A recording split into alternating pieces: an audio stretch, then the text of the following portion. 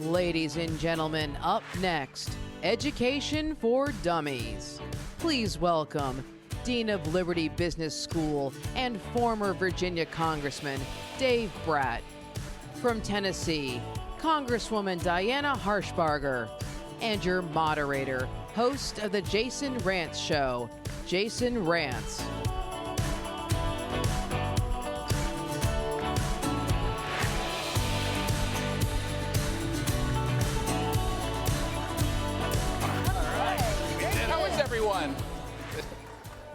Quick question before we get started.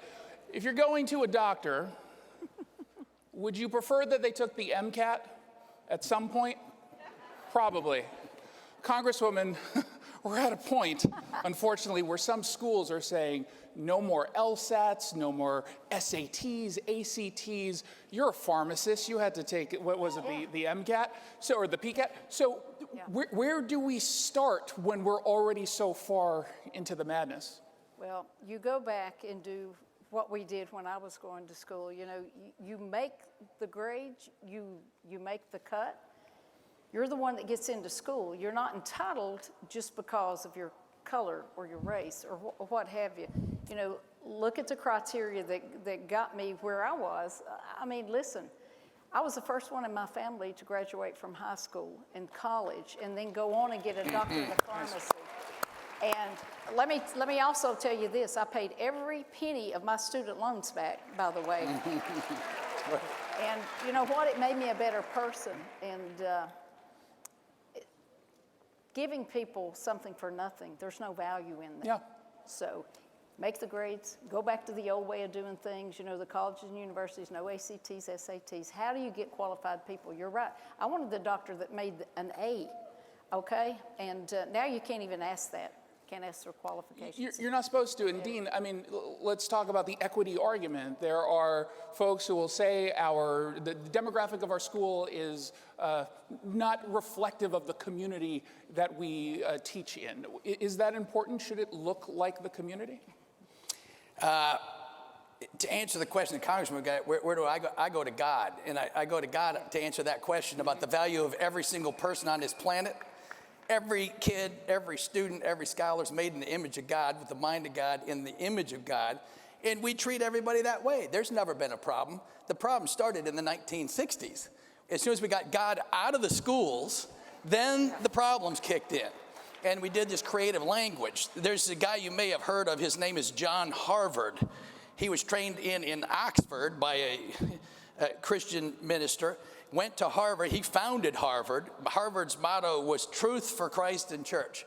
Yeah. That tradition has been with us since the rabbinic tradition, right? The Judeo-Christian West for 3,000 years. Mm-hmm. And so when we get in a bind, that's where I go. When things make no sense, you go to the Judeo-Christian tradition, which started Harvard and Princeton and gave us James Madison, who studied under another minister, Witherspoon.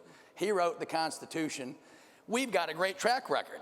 And so we shouldn't be apologetic. We need to learn the terms of this debate and win it on our own terms. Well, one of the terms has to do with institutionalized racism or institutionalized bigotry of some kind, which is why that there's a disproportionate number of African Americans or Latinos or transgender folks who go to school. Do you believe in a sort of institutionalized or systemic ism at all that's keeping folks out? No.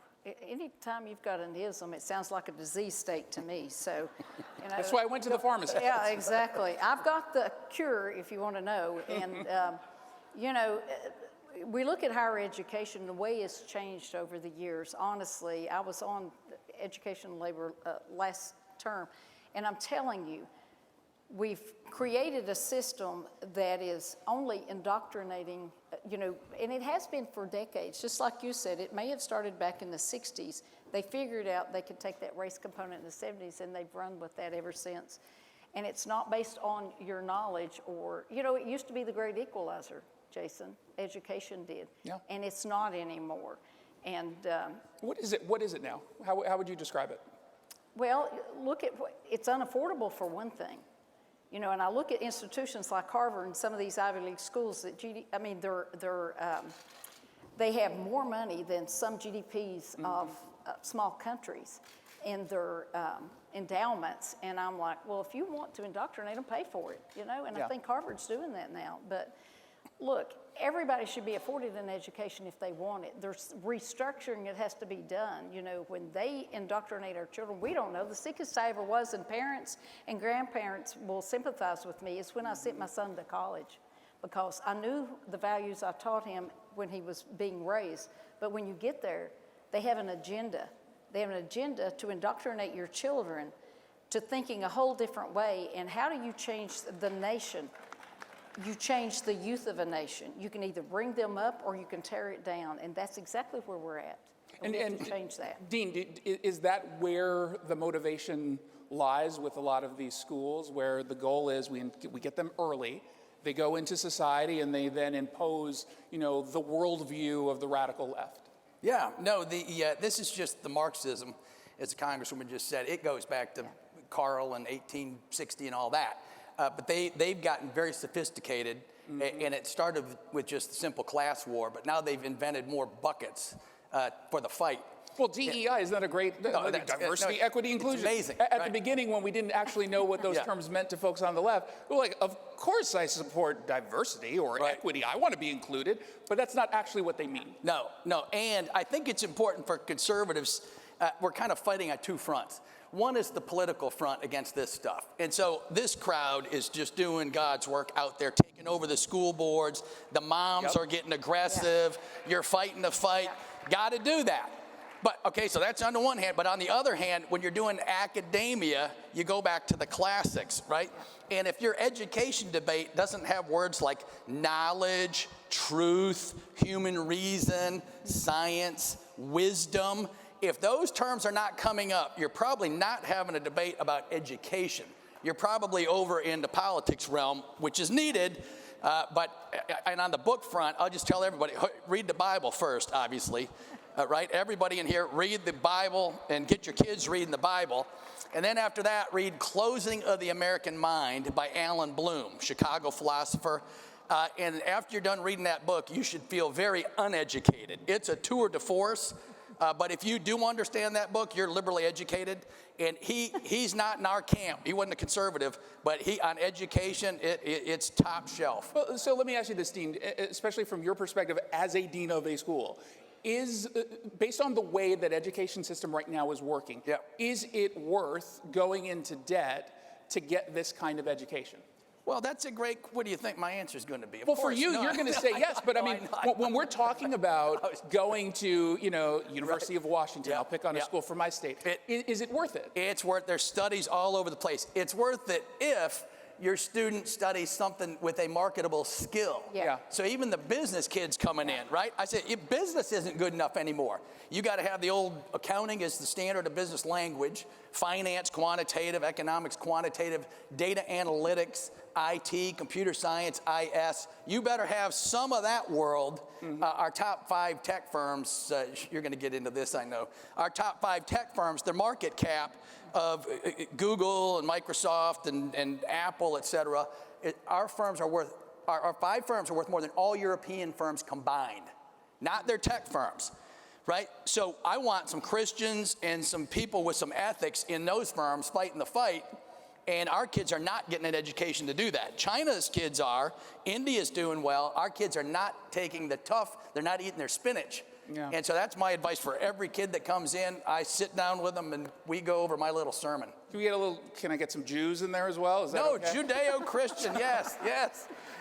So what people don't realize, mostly because you guys know me as a conservative, I actually went to Sarah Lawrence, and I have a degree in interpretive dance and gender studies. I went into debt $110,000 for 6 years of education. Congresswoman, why shouldn't you pay for that? Why shouldn't they pay for that? Should I do a dance? You studied. I mean, I'm very, well, you know, this is the problem, and this is what we have to do.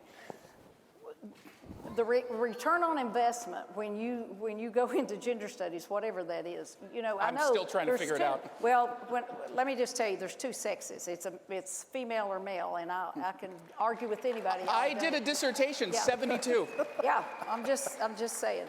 But, you have to look at the return on investment whenever that young person goes into a college curriculum course. We have to make that known, though. That's something that we talked about on the committee.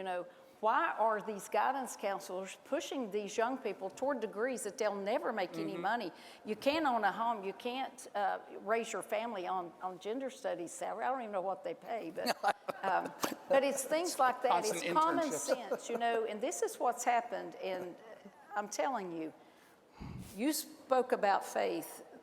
We've replaced the Bible with brokenness in our society, and we expect these schools, these universities, to raise our children and do what's right by them. And that's why the society is in a place that we're in. And we can't legislate morality. I wish I could, I would. But, it's up to the parent. It's up to us in Congress to say, we're not going to fund this program. We're not going to fund this university. In our state, in Tennessee, they're now having a battle about not taking any federal money so they can do what they want with their school systems. So you're going to see this, and it's going to be the state that protects us in every way, shape, and form from the federal government. You don't live a good life like I did and come up here to sit around and twiddle your thumbs. We're here to make a difference, and now in the majority, the parental Bill of Rights for the parents in the audience here and that are viewing this, we put thoughtful things down. The parent should be involved at every level. I couldn't go in and see my son's grades when he was in college because he was over 18. But I want to know what they study. I know what I paid for his education. Yeah. I do know that. Now, what kind of return? He's a fine young man, and he's a pharmacist now as well. But not every child turns out that way. And we have to use common sense. Well, yeah. There's not enough of it. And part of the conversation, I think, should be with your son or daughter that maybe you don't have to go to this particular school where you're going to go into debt, but we also want to support your passion about whatever it happens to be. Yeah. But we know just realistically, you're not going to make a six-figure salary out of college. Don't go into debt $200,000 for a photography or, God forbid, philosophy degree. But if they want to do that, go down the course of workforce Exactly. development. There are ways to do that. Yeah. At the same time, though, Dean, I think we can all acknowledge that colleges, universities, they're very expensive because they're very bloated. They do a lot of stuff that they don't necessarily have to do because it gives them some social currency. And so how much of this is truly just on the student and the family when you've got so much of a bloated budget for these schools? Yeah, well, go check out our retail sticker at Liberty. It's half of the mainstream stickers for the Ivies and all this kind of thing. And we run a pretty tight ship. But you're right, and the cost, of course, has gone up with government subsidizing it, right? Yeah. And then when the government gets in the middle of anything, you never get an efficient outcome as far as the market's concerned, right? And so I haven't really hit on that yet, but one of the major concerns for the United States going forward, and you can go fact check me on this, but the head of productivity for the country in economics is at Northwestern University, Robert Gordon. And he's the best of the best, and he's forecasting 1% or less productivity growth for the next 10 years. And so that means our Congress members, if they say we're going to grow our way out of this thing like normal, no, we're not. So the kids are stuck with the debt. The entitlements are all bankrupt. I think you all know that. And so the reason I'm bringing this up on education, that makes it all the more important that the K-12, right? When people ask me, and they're poor, or they're very concerned about the future.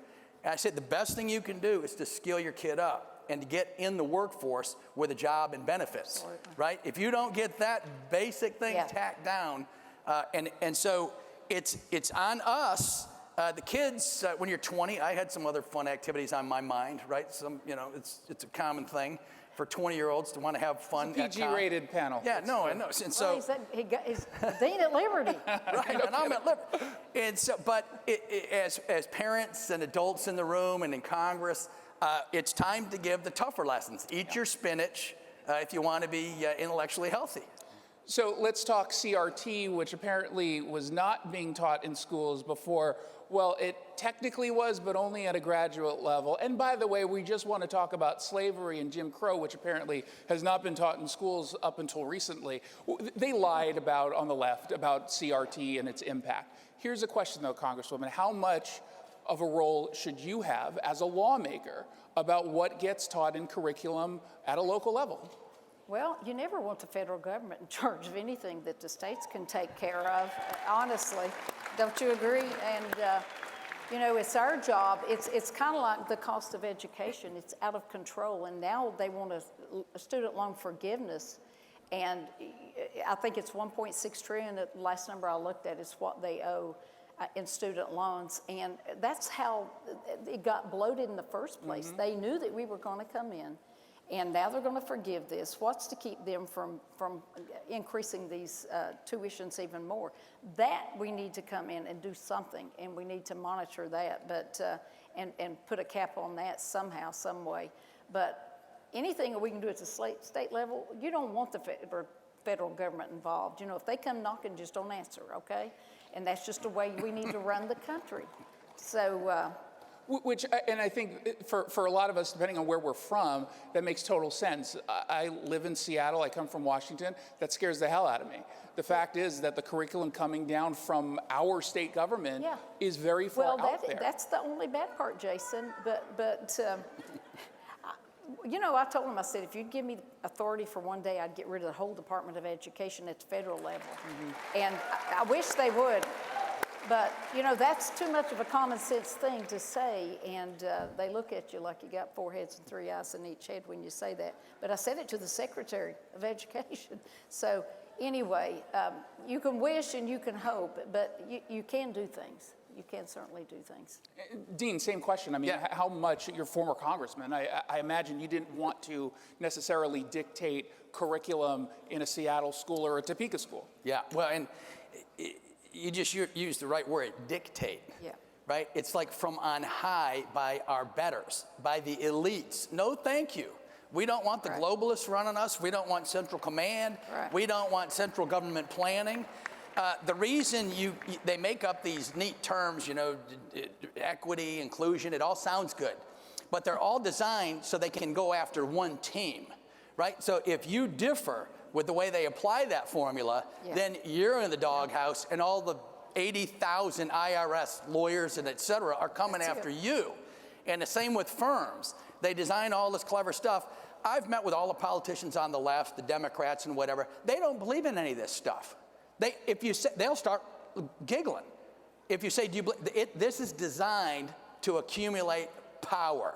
That's what the whole city is about. It's all about accumulating power. We need to take the fight to them and send everything back to the states. That's it. So then we'll wrap on that point.